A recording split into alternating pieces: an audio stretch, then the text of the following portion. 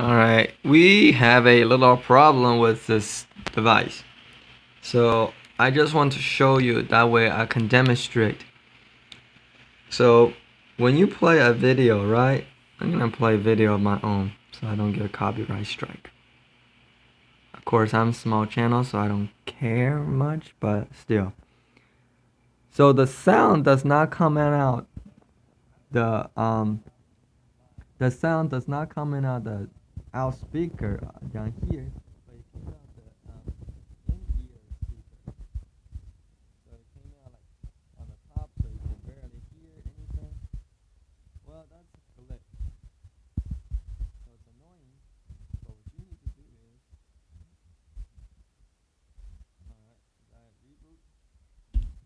reboot. Keep in mind this is a Sprint device, but doesn't matter what carrier it is. This is one of those glitches. You just have to hit reboot.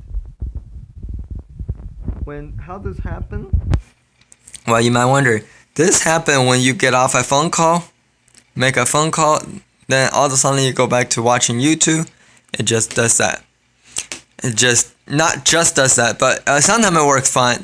You know, sometimes it doesn't. I did try to make sure it's all up to date. All the firmware, software, bugs update, and all that works fine. But I still have a similar issue. So, but now I think that after that, they call it Sprint ringtone, whatever they call it. Now it's frozen. Great. Alright. So now, yep, there we go. I can hear that says NFC because here's my card in the back. So, now the trigger sends unpaid because I mashed it. Alright, so let's go back to YouTube, shall we? Now YouTube reboot it.